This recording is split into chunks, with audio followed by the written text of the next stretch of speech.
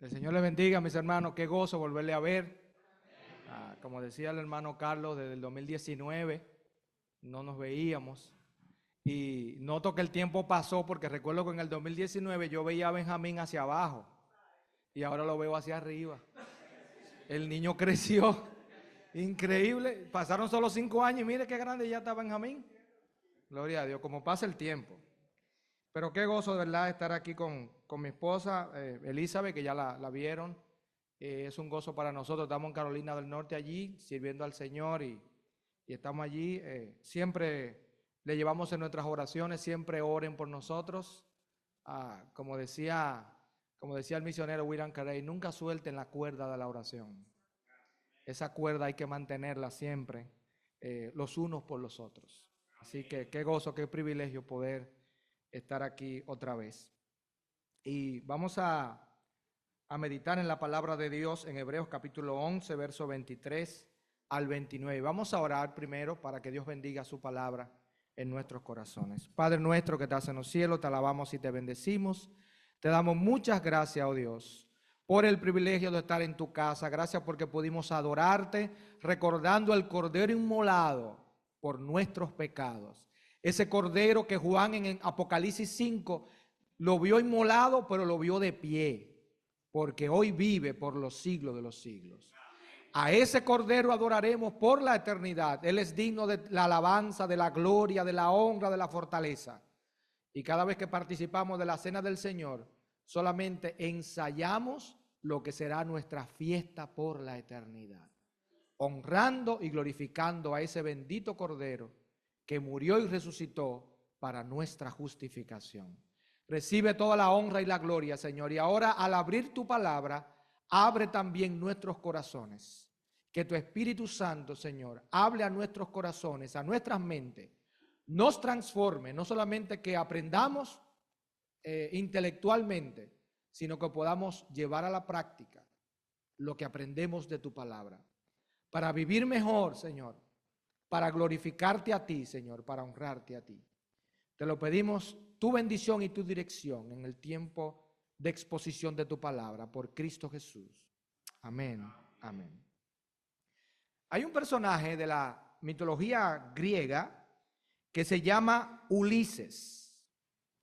Ulises conquistó a Troya, la ciudad de Troya, y en el viaje de regreso tuvo que bordear la isla de las sirenas.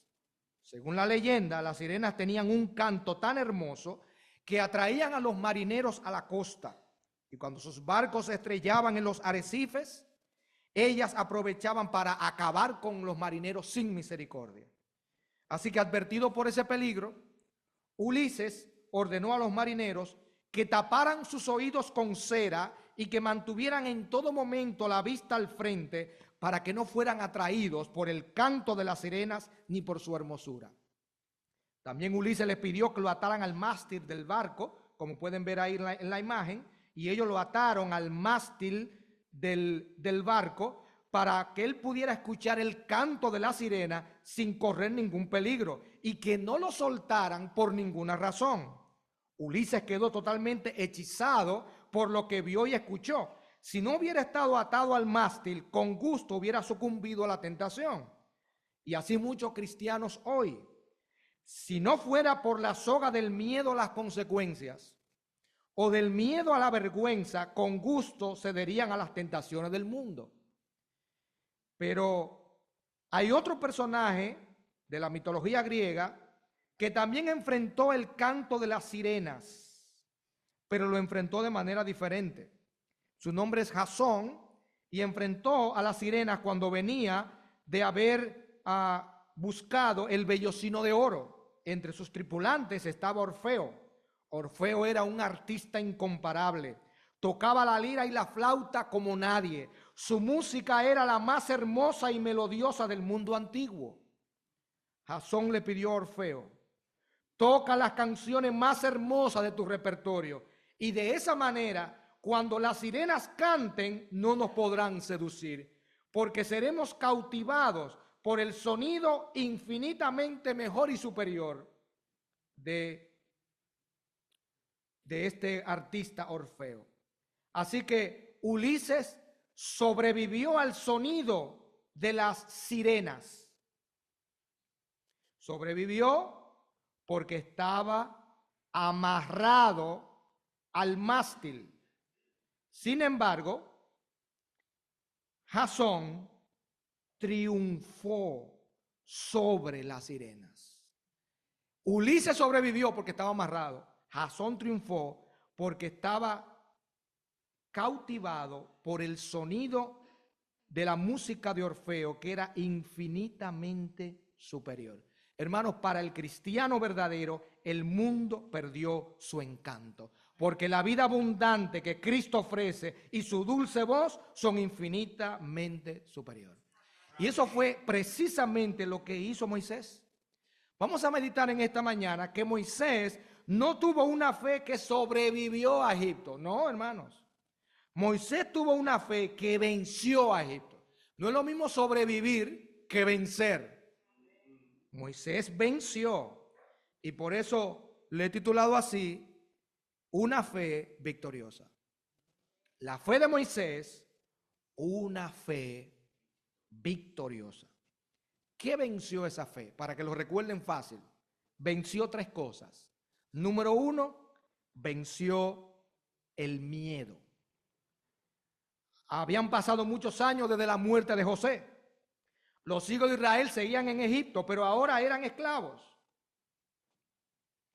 Y el faraón, para frenar el crecimiento de la población judía, ordena matar a todos los niños varones que nazcan. Mátenlo a todos.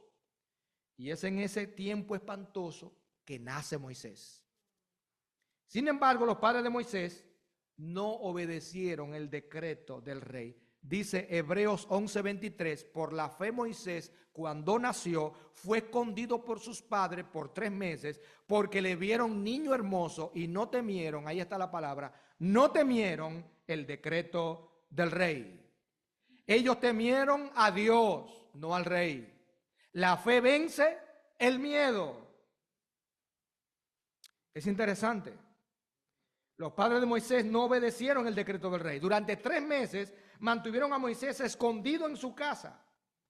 Después lo colocaron en una canasta sobre el río Nilo, bajo la vigilancia de su hermana María. La hija del faraón va a bañarse al río, encuentra al niño y decide adoptarlo. María, la hermana de Moisés, le propone a la princesa buscarle una nodriza. La princesa acepta la propuesta y María busca a la propia madre de Moisés para que cuide a Moisés. Así fue salvado Moisés de la matanza bajo la protección de la princesa, pero criado en casa de sus propios padres. Miren cómo obra Dios. Quienes les enseñaron las promesas de Dios. Así que Moisés crece con la protección de la princesa, pero en casa de papá y mamá, donde le enseñan la palabra de Dios. Y ahí conoce al Dios verdadero. Ahí escucha del Dios verdadero. Alguien dijo que José y Moisés fueron formados desde la niñez, los dos, y no se corrompieron en Egipto. Interesante. Dice Proverbios 22:6, instruye al niño en el camino correcto, la Biblia al día, la versión Biblia al día, y aún en su vejez no lo abandonará. José fue educado fuera de Egipto y llegó a Egipto y no se corrompió, permaneció fiel en Egipto. Moisés fue educado en Egipto y ahí en Egipto creció y también fue fiel a Dios allí. José fue formado en el desierto para ser utilizado por Dios en Egipto y Moisés fue formado en Egipto para ser utilizado por Dios en el desierto. Qué interesante. Ambos fueron fieles a Dios. Y la crianza que ambos recibieron tuvo un impacto grande en sus vidas. A veces nosotros nos desanimamos cuando vemos a nuestros hijos que están lejos de los caminos del Señor. Mis hermanos, si nosotros sembramos en nuestros hijos la palabra de Dios desde que ellos están pequeños, esa semilla está ahí. Esa semilla va a germinar. Lo que tenemos que seguir orando y testificando y Dios hará la obra. Dios la va a completar. No nos desanimemos. Porque Satanás no se cansa de hacer su obra. No nos cansemos nosotros de hacer la de Dios. Aprendamos de él en ese sentido. Él no se cansa de destruir la obra de Dios. No nos cansemos de sembrar la palabra de Dios en nuestros hijos para que crezcan y sean hombres y mujeres de Dios. Los padres de Moisés vieron en él a un niño bendecido y escogido por Dios con un propósito. Hechos 7:20 dice que en aquel mismo tiempo, dice Esteban predicando, nació Moisés y fue agradable a Dios y fue criado 3 meses en la casa de su padre. Así dice Hechos 7:20. Fueron 3 meses de tensión, hermano, imagínense. Los padres de Moisés escondiendo a ese niño. Si ese niño llora y un egipcio lo oye, entra a la casa, mata al niño y a los padres por haber desobedecido la orden del faraón. Era 3 meses de mucha tensión. Así que la fe sostuvo los padres de Moisés en tiempos difíciles, en los cuales se atrevieron a desafiar el decreto del rey. Hermanos, necesitaban confiar en Dios, porque si eran descubiertos, ellos podían ser asesinados todos. Pero ellos temían más a Dios que al faraón, y Dios los honró. La fe los sostuvo y los ayudó a vencer sus temores. Yo sé que algunos de ustedes pensarán, ¿y no podemos tener temor? Bueno, hermanos, sí podemos tener temor. Somos seres humanos. Lo que no debemos es dejarnos vencer del temor. Eso es diferente. El temor debe ser vencido. ¿Y cómo lo vencemos? A través de la fe. En la medida en que aumenta nuestra fe, el temor tiene que desaparecer. No puede haber temor y fe en la vida de un creyente. Es imposible. Si hay temor, la fe disminuyó.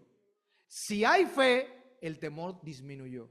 No pueden estar los dos al mismo nivel. Así que si aumenta nuestra fe, el temor va a desaparecer. Sin duda que uno de los grandes enemigos de la vida cristiana es el temor. Porque el temor nos paraliza, nos hace cambiar. Por temor podemos callar nuestro testimonio ante los demás para que no se burlen de nosotros. Pero no he visto a nadie que se haya muerto porque se hayan burlado de él. Pero el temor es así. Yo no quiero que se burlen de mí, mejor no predico. Por temor podemos conformarnos a los criterios y costumbres del mundo. Yo no quiero ser diferente al mundo porque se van a burlar de mí. ¿Y qué importa? Por temor podemos estar en peligro de negar a Cristo, como lo hizo Pedro. Por miedo negó a Cristo 3 veces. Yo no conozco a ese hombre, digo, con maldición. El temor nos paraliza y nos hace cambiar. La fe nos hace vencer y honrar a nuestro Dios. Recuerdo ese niño que estaba ensayando para la obra de teatro y ensayando con el teatro vacío. Él siempre entraba y lo único que él tenía que decir era: soy yo, no tengan miedo. Lo ensayó con el teatro vacío sin problema. Soy yo, no tengan miedo. Pero el día de la obra, mis hermanos, el teatro estaba lleno arriba y abajo. Y cuando el niño sale a decir su parte, que ve el teatro lleno arriba y abajo, se impresionó tanto que en lugar de decir soy yo, no tengan miedo, lo que dijo fue: soy yo y estoy asustado. Eso hace el miedo. Nos hace cambiar. Pero la fe nos hace vencer. Podemos decir como un siervo de Dios: yo le temo a Dios y por eso yo no le tengo temor a nadie más. Y como dice Isaías 8:13, a Jehová de los ejércitos, a él santificad, sea él vuestro temor, sea él vuestro miedo. El temor que echa fuera todo temor es el temor a Dios. Si temes a Dios, no tienes que tenerle temor a nadie más. Y la fe vence el temor. Cuando tenemos una visión adecuada de Dios, de sus propósitos, de su grandeza, de su protección, el temor desaparece. El que cree en Dios muestra una plena confianza en Él, aun en tiempos peligrosos. ¿El temor nos paraliza? Sí. Si nos domina, sí. Pero la fe nos mueve a la acción, confiando en Dios en cualquier circunstancia. ¿Recuerdan Isaías 41:10? No temas, porque yo estoy contigo. Mi hermano, Dios ha prometido estar contigo todos los días hasta el fin del mundo. El temor no debe dominarte. Tu fe debe vencer tu temor. En segundo lugar, la fe vence la mundanalidad. Verso 24. Por la fe Moisés, hecho ya grande, rehusó llamarse hijo de la hija del faraón.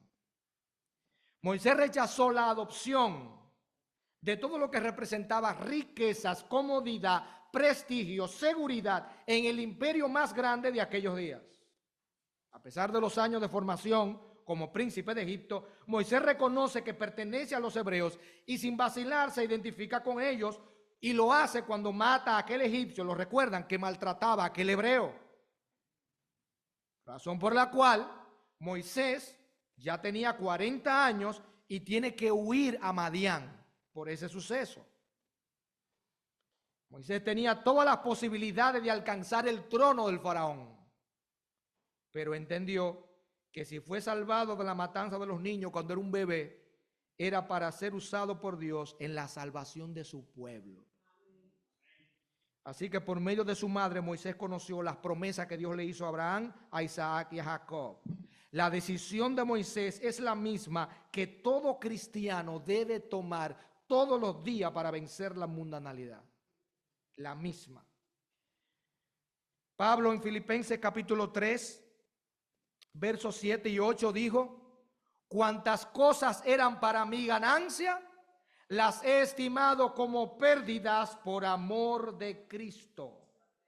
Hermano, Pablo tenía muchas virtudes y privilegios en el mundo, pero él comprendió que tenía que renunciar a esas cosas para conocer a Cristo por la fe.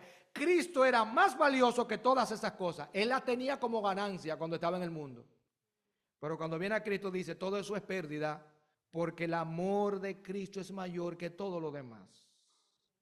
Que todo lo demás. Para seguir en el camino de la fe en Dios, no podemos tener ninguna clase de ídolos. ¿Usted sabía que hay cristianos que tienen ídolos? Parece increíble cómo termina Juan su primera carta. El Hijo de Dios ha venido, primera de Juan 5:20.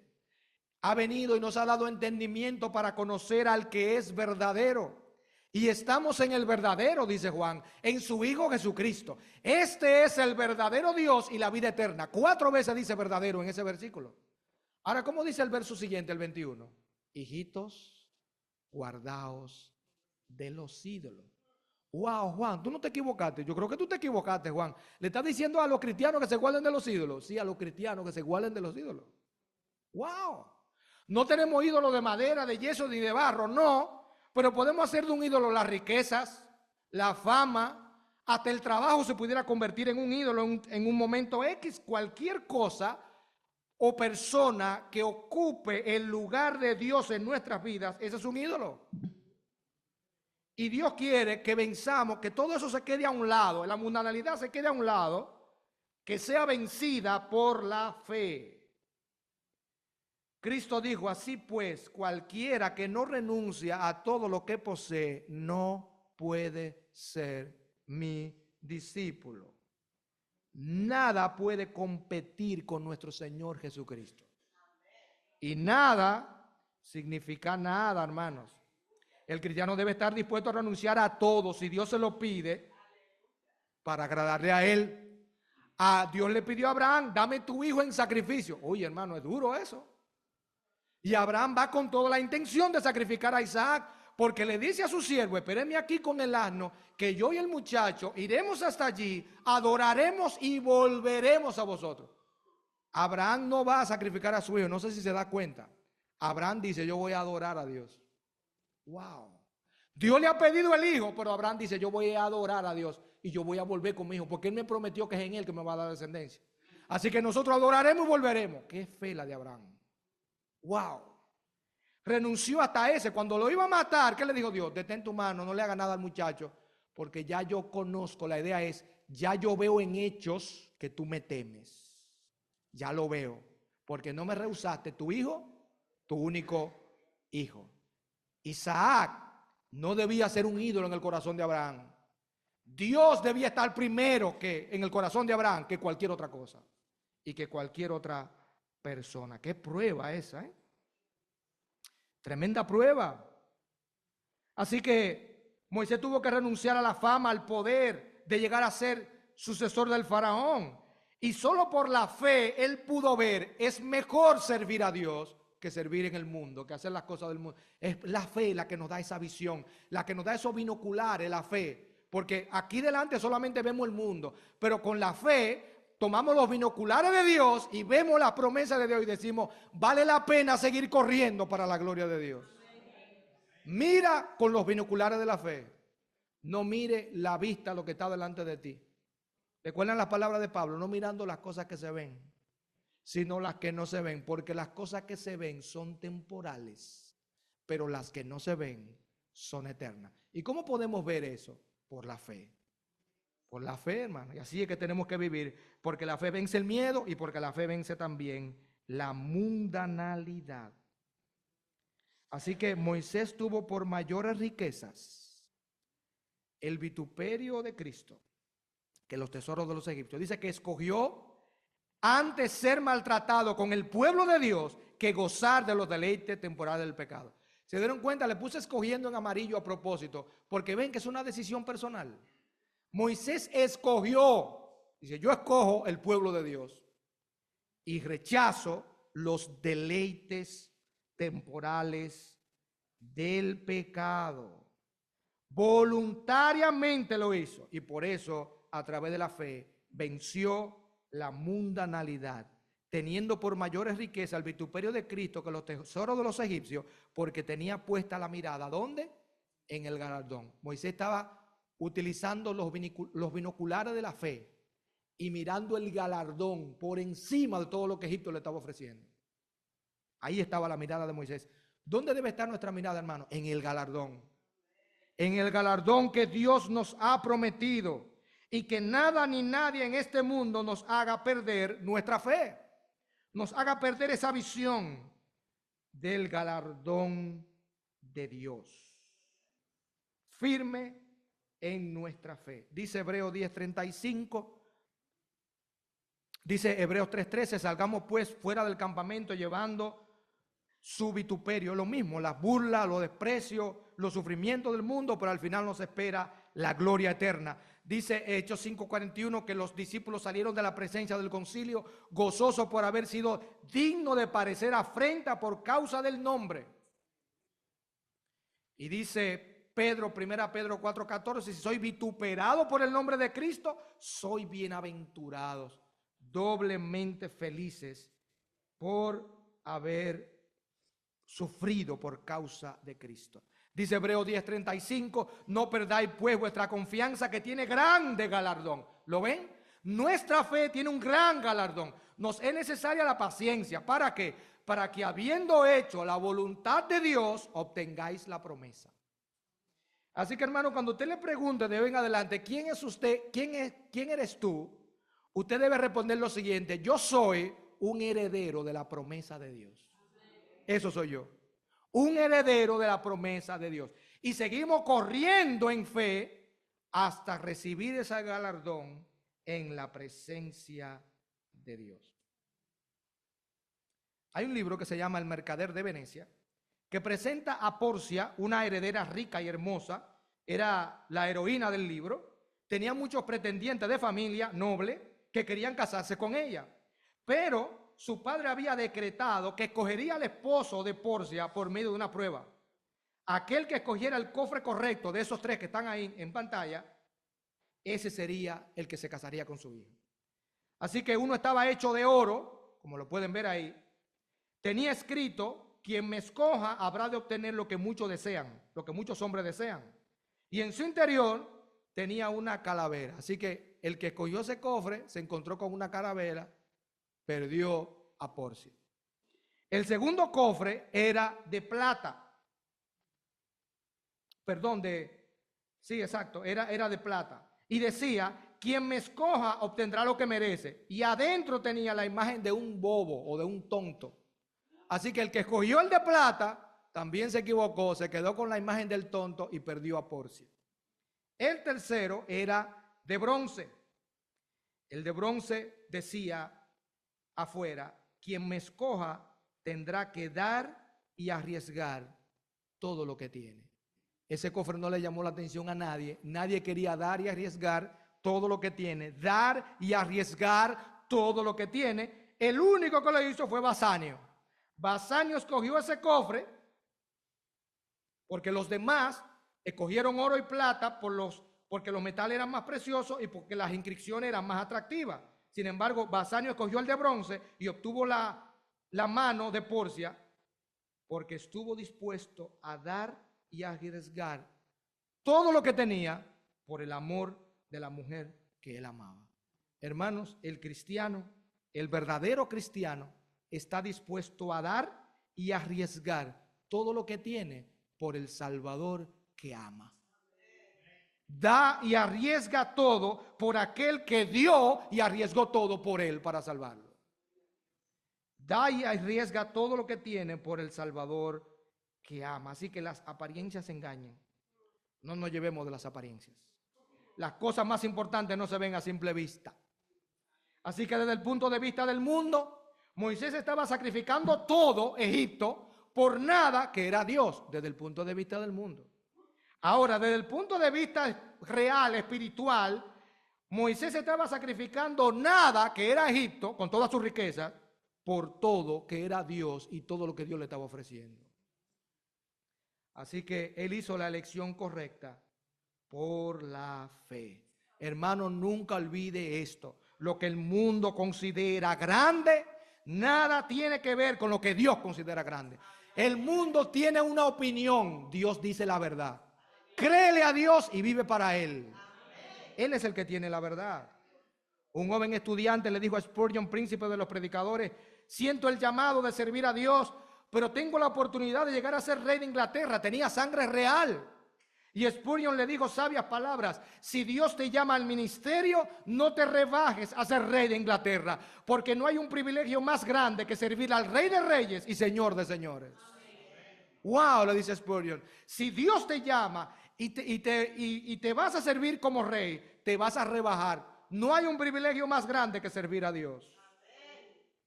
Hermano, nuestras decisiones revelan nuestras creencias. El que vive como un mundano es porque cree que las ofertas del mundo son más valiosas que las de Dios. Pero el telescopio de la fe, como le mencioné, trae de cerca lo que se encuentra lejos. Es un telescopio que necesitamos para que nos haga ver cerca lo que nosotros vemos lejos. La fe hace esa obra en nuestras vidas. La fe ayudó a Moisés a interpretar la realidad correctamente. Le permitió ver más allá de las circunstancias. Se unió al pueblo escogido por Dios, esclavo. Y por eso venció la mundanalidad. Como dice primera de Juan 5:4, todo lo que es nacido de Dios vence al mundo. Y esta es la victoria que ha vencido al mundo, nuestra fe. La fe vence el miedo, la fe vence la mundanalidad y en tercer lugar, la fe vence la inactividad. Verso 27, por la fe dejó a Egipto, no temiendo la ira del rey, porque se sostuvo como viendo al invisible. Moisés se mudó de una localidad a otra, se fue de Egipto a Madián y Moisés cambió su estilo de vida. El Moisés que encontramos en Madián es otro Moisés, a quien Dios se le aparece en medio de la zarza y le dice: quita el calzado de tus pies, porque el lugar donde tú estás es santo. Después de 40 años en Madián, Dios transformó el carácter de Moisés y dejó la inactividad. La fe lo movió a dejar Egipto y a vivir, como dice el texto, sostenido como viendo al invisible. Nosotros hoy tenemos su palabra para esperar, gloria a Dios. Moisés solamente tenía el recuerdo de lo que su madre le dijo y aún así se sostuvo como viendo al invisible. Moisés tuvo que ser perfeccionado por medio de las aflicciones antes de ser utilizado por Dios. Después de 40 años, el Dios invisible, el Rey de Gloria, se le aparece y lo manda a ir a sacar a su pueblo. Moisés se sostuvo por la fe porque conoció a Dios cara a cara. Y esa visión de la deidad lo sostuvo durante 80 años porque no fue una mirada momentánea. No, él se sostuvo como viendo al invisible. Hoy los creyentes, mediante la comunión diaria con Dios, podemos mantener nuestra mirada fija en Dios y en su galardón, en lo que no se ve. Así permanecemos firmes hasta que Cristo nos llame a su presencia, a contemplar entonces por vista todo lo que aquí solo contemplamos por la fe. Cada vez que un cristiano parte, yo digo, ese está contemplando por vista todo lo que contempló por la fe mientras estuvo en la tierra. ¡Wow! Por eso en el cielo no se necesitará fe. ¿Y fe para qué? Si veremos todas las bendiciones de Dios, veremos a nuestro amado Salvador, veremos todo. La fe no se necesitará allá, la fe se necesita aquí. Para poder correr la carrera de la vida cristiana para la gloria del Señor.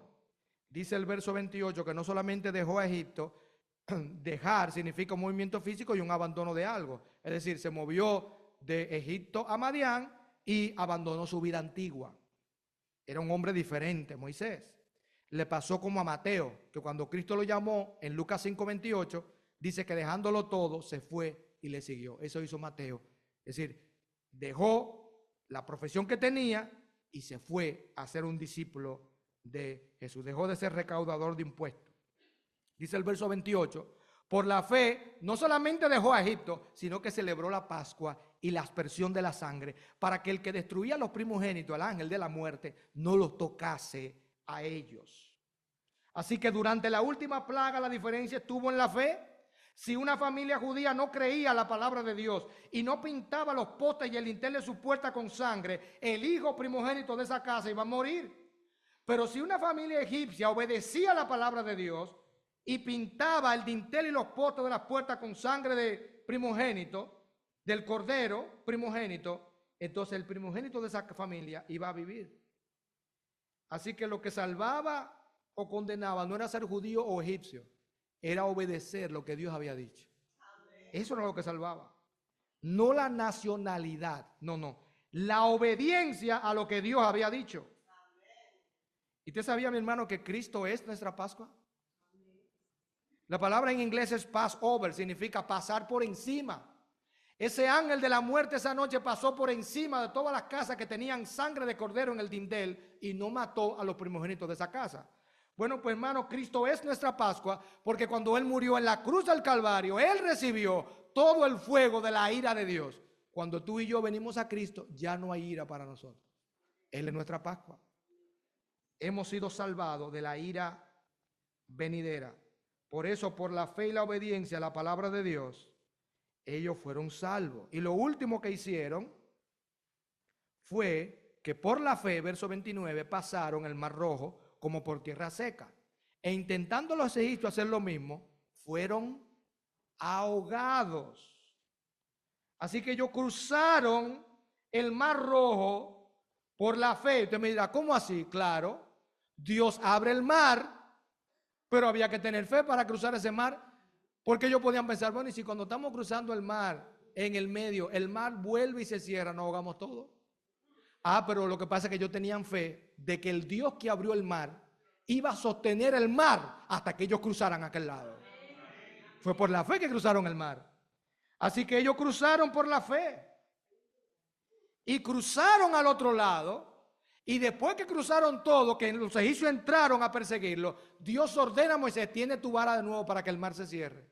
Moisés extiende la vara, el mar se cierra y todos los egipcios mueren ahogados. Dios abrió el mar por medio de la vara de Moisés y Dios cerró el mar por medio de la vara de Moisés. Ellos cruzaron por la fe y los egipcios fueron todos ahogados. Nuestra fe no necesita evidencia, siempre digo eso. Para el que tiene fe, todas las evidencias son innecesarias.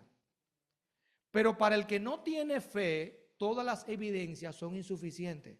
Porque el que no tiene fe dice, no, yo no creo, y siempre le busca la quinta pata al gato. No, porque eso no es así. Bueno, nosotros no necesitamos evidencia para creer. Pero Dios es tan misericordioso que nos ha dejado evidencias. Hay un arqueólogo que se llama Ron White, que él encontró evidencia de que los israelitas cruzaron el Mar Rojo. El éxodo comenzó en Gosén. Los israelitas hicieron esa vía Sucop, como pueden ver ahí en el mapa, y cruzaron el Mar Rojo hasta este lugar que se llama Nuweiba, la playa de Nuweiba. Hasta ahí cruzaron, por ahí cruzaron el Mar Rojo. Llegaron a esa playa, mírenla aquí desde arriba, miren la ruta que siguieron los israelitas hasta llegar a la playa de Nuweiba y desde ahí cruzaron el Mar Rojo. Interesante, visto entre montañas, ustedes lo pueden ver ahí. Cuando yo vi esa imagen, yo entendí por qué los egipcios que venían detrás, simplemente con la columna de fuego no pudieron pasar. Era porque estaban entre montañas. Eso no lo dice la Biblia, pero miren qué interesante. Los egipcios vienen caminando detrás. Israel está aquí en esta parte donde está la flecha. La columna de fuego está ahí. Y los egipcios que vienen entre montañas no pueden cruzar a donde está Israel. Hasta ahí llegan ellos, no pueden cruzar. Y hasta ahí se queda Israel hasta que Dios le abre el mar y cruzan el mar. Cruzan el mar, los egipcios siguen atrás. Dios manda a cerrar el mar, Moisés lo cierra. Y dice la Biblia en Éxodo 14 que Dios le quitó la rueda a los carros egipcios. Dios estaba peleando por Israel. Interesante. Éxodo 14, 13, 14. Moisés le dijo al pueblo: no temáis, estad firmes y ved la salvación que Jehová hará hoy con vosotros, porque los egipcios que hoy habéis visto, nunca más para siempre los veréis. Jehová peleará por vosotros y vosotros estaréis tranquilos. ¿Y qué hizo Jehová? Quitó la rueda de los carros y lo trastornó gravemente. Entonces los egipcios dijeron: huyamos de delante de Israel, porque Jehová pelea por ellos contra los egipcios. Pero ya era demasiado tarde. No pudieron devolverse. Murieron ahogados. Y mira lo que encontró Ron White: una rueda, 2 ruedas, 3 ruedas de los carros egipcios en el fondo del Mar Rojo, en el año 1987. Nuestra fe no necesita evidencia, pero miren la evidencia. Y cuando tomó una de esas ruedas, Ron White, y la llevó a donde están las pirámides de Egipto, donde están los carros del faraón, los carros egipcios, exactamente igual que las que están allí. ¿Por qué? Porque la palabra de Dios es real, lo que Dios dice es cierto. Esa columna la levantó Salomón como un monumento de que por ahí cruzó Israel. Y esa columna la encontró, ahí está Ron White, y encontró las palabras en hebreo arcaico, las palabras Misraín, Egipto, Salomón, Edom, muerte, Faraón, Moisés y Yahvé, lo que indica que el rey Salomón había establecido esta columna como un recuerdo del milagro del cruce del Mar Rojo. ¡Wow! Nosotros creemos lo que la Biblia dice, pero para los incrédulos ahí están las evidencias, para que no digan que es un invento de la palabra de Dios. No, la palabra de Dios es real y lo que ella dice siempre es verdad. La fe verdadera toma a lo que Dios dice y es victoriosa. Verso 41 de Éxodo 14: y vio Israel aquel gran hecho que Jehová ejecutó contra los egipcios, y el pueblo temió a Jehová y creyeron a Jehová y a Moisés su siervo. Hermano, la fe es marchar hacia adelante, aunque los obstáculos parezcan imposibles, porque Dios lo ha dicho y porque Dios ha abierto el camino. Termino contándoles de Hudson Taylor, misionero que dedicó su vida a predicar en la China. Cuando él sentía el llamado misionero, le preguntó a su esposa: mi amor, ¿cuánto dinero tenemos para ir a China a hacer la obra de Dios? Y su esposa le dice con tristeza: mi amor, lo único que tenemos son 25 centavos. Ella pensaba que lo iba a desanimar, pero no. Lo que Hudson Taylor dijo fue: gloria a Dios, tenemos 25 centavos y todas las promesas de Dios, podemos ir a predicar a China. ¡Wow! Y para hacerle la historia larga, corta, cuando Hudson Taylor pasó a la presencia del Señor, después de 51 años sirviendo como misionero en la China, dejó más de 800 misioneros trabajando allí. Él fue el primero. Llegó a fundar más de 125 escuelas donde se le daba clase a los niños y se le enseñaba la palabra de Dios. Y lo más impresionante, dejó más de 18,000 chinos convertidos y bautizados, alabando y glorificando el nombre de Dios. Eso hizo Dios con un hombre que le creyó a Dios a pesar del obstáculo. Y que dijo: son 25 centavos, sí, pero todas las promesas de Dios son nuestras, podemos ir. Y allá fue. Gloria sea a su nombre. Le dejo con este.